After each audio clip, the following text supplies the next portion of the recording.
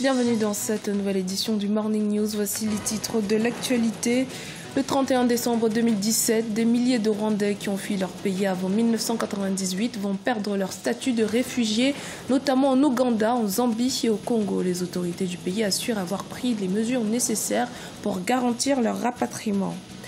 En République du Congo, appel à la paix au cœur des célébrations de la fête de Noël. La situation politique critique du pays était en effet au centre de toutes les homélies dans les églises de la capitale Kinshasa. Et puis la crise économique que traverse le Togo a un impact sur les fêtes de fin d'année. De nombreux Togolais dénoncent une hausse générale des prix. Mais tout d'abord, les Libériens se sont rendus aux urnes ce mardi 26 décembre avec 7 semaines de retard sur le calendrier initial pour élire leur nouveau président, qui de la légende du football George Weah ou du vice-président Joseph Boakai succédera à Ellen Johnson Sirleaf, première femme élue chef d'État en Afrique. Elle devrait céder le 22 janvier 2018 le pouvoir à son successeur élu pour un mandat de 6 ans.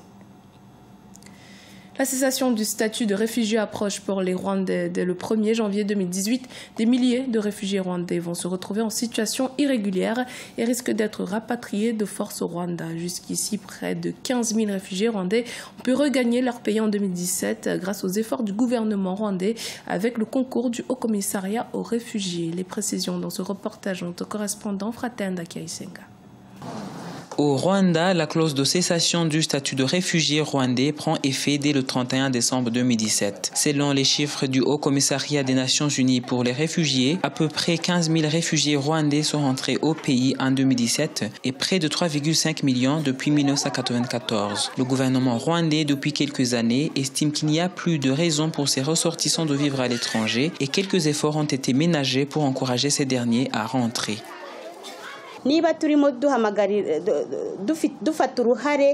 Si notre pays se porte volontaire d'accueillir des migrants africains de la Libye, comment pouvons-nous laisser les Rwandais vivre en réfugiés dans des pays étrangers? Nous les encourageons vraiment à rentrer. Nous les aidons avec des programmes de réinsertion dans la société et nous leur donnons un peu de capital pour pouvoir démarrer la vie avec une activité génératrice de revenus. Selon la ministre rwandaise en charge des réfugiés, la décision a été prise conformément aux conclusions entre le Rwanda et le HCR et s'applique aux personnes qui ont quitté le Rwanda entre 1959 et 1998. Selon les estimations, il y a encore plus de 280 000 réfugiés rwandais présents dans 20 pays, notamment la République démocratique du Congo. C'est vrai que la date butoir a été reportée maintes fois, notamment dû aux excuses selon lesquelles les pays hôtes n'étaient pas prêts, mais cette fois, c'est pour de vrai, tout le monde est prêt. Nous comprenons également qu'il peut y avoir des raisons qui peuvent empêcher quelques réfugiés à rentrer avant cette date et nous serons toujours prêts à les accueillir ultérieurement. Mais ils doivent comprendre qu'ils perdront quelques avantages. Notons que la clause de cessation est prévue par la Convention de Genève de 1951. Cette dernière précise qu'elle entre en vigueur lorsque cessent d'exister les raisons pour lesquelles les apatrides ont obtenu le statut de réfugiés. Le Conseil de transformation de l'industrie de la construction est opérationnel depuis ce lundi 25 décembre en Éthiopie. Le gouvernement éthiopien l'a officiellement mis en place dans le but de donner une nouvelle impulsion au secteur de la construction en plein essor dans le pays. Selon la ministre de la Construction éthiopienne, il contribuera énormément au développement durable du secteur par le développement de nouvelles idées, politiques et recommandations concernant l'état actuel de l'industrie de la construction en Éthiopie. En République démocratique du Congo, les célébrations de cette fin d'année 2017 ont été entachées par les tensions que traverse le pays depuis un an. Un contexte politique difficile qui est au centre de toutes les homélies dans les églises du pays. C'était précisément le cas à la cathédrale Notre-Dame de Lingwala à Kinshasa. Reportage au correspondant Jacques Amboka. À l'instar de la communauté chrétienne à travers le monde, ceux de la République démocratique du Congo n'ont pas dérogé à la règle en ce 25 décembre 2017. La fête de Noël a été célébrée dans tous les coins du pays. Ici, à la cathédrale Notre-Dame de Lingwala, nous sommes dans la capitale Kinshasa. Les fidèles sont venus nombreux commémorer Noël, la fête de la nativité de Jésus-Christ.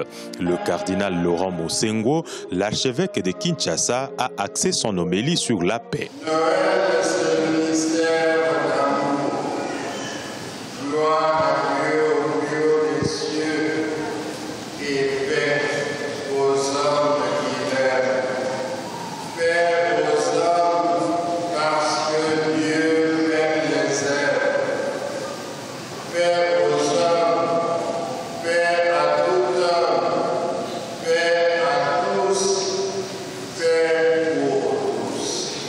Le message de paix adressé par le prélat catholique, l'une des personnalités les plus influentes du pays, n'a pas été dit par hasard. En effet, le pays se trouve dans un contexte sociopolitique particulier où règne une controverse sur l'applicabilité de l'accord de la Saint-Sylvestre signé par la classe politique sous l'égide de l'Église catholique.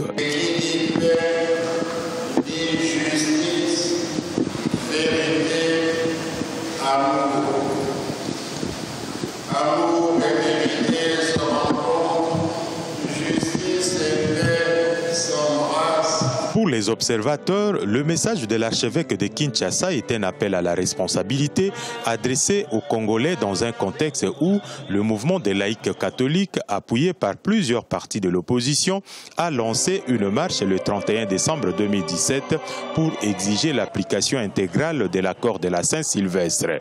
Notons que c'est ce mouvement qui a été à la base en 1992 de la marche dite des chrétiens qui réclamait la réouverture de la conférence nationale souveraine. Plusieurs manifestants avaient été tués lors de cette manifestation. Au Togo, les fêtes de fin d'année se déroulent dans une ambiance morose. En effet, en raison de la crise économique et à la hausse des prix sur le marché, rares sont les Togolais à pouvoir profiter de cette période de fête. Les explications dans ce reportage, notre correspondante Emefa Kofi. Au marché de Gossimé, l'un des marchés principaux de Lomé, la capitale togolaise, l'on se bouscule peu pour les fêtes de fin d'année. Les achats ne sont pas à la hauteur des attentes des commerçantes. La mévente s'installe malgré la revue à la baisse de la taxe sur la valeur ajoutée il y a quelques semaines. De 18%, ce taux est passé à 10% sur certains produits de première nécessité.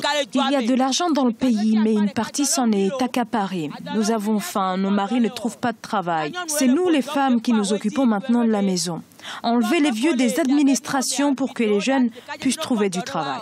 Nous venons du Ghana. Nous n'arrivons pas à payer les volailles parce que nous n'avons pas assez d'argent. Ici, au marché de volailles à Atikoumé, on se contente des rares clients qui s'approvisionnent, soit pour consommation domestique ou pour quelques restaurateurs. Au Togo, le taux de pauvreté reste encore élevé au sein de la population. Cette incidence est passée de 61,7% en 2006 à 55,1% en 2015. Sur les 5-6 dernières années, nous avons consacré 20% du budget aux infrastructures. Et en même temps, nous avons aussi le ratio de la pression fiscale qui est autour de 22%, comparé à 20% comme sur la norme communautaire. Et nous voyons en même temps que le contexte sociopolitique qui se déroule aujourd'hui risque, si cette action continue, de faire en sorte que l'investissement privé ne puisse pas prendre le relais de l'investissement public. Depuis quelques mois, l'économie togolaise est fortement secouée par l'instabilité politique qui règne dans le pays. En 2018, l'État togolais prévoit consacrer 44% de son budget essentiellement à l'assainissement des finances publiques, à l'accélération de la croissance et la prise en charge de la demande sociale. Objectif, relever les défis de la pauvreté, surtout en milieu rural, le niveau du chômage et le sous-emploi, en particulier chez les jeunes.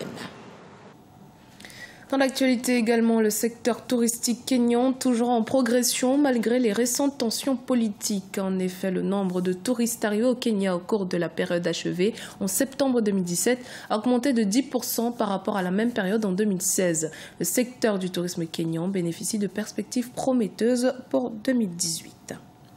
C'était le journal de la rédaction. Merci de votre fidélité. Dans un instant, une nouvelle édition de l'actualité sur Africa 24.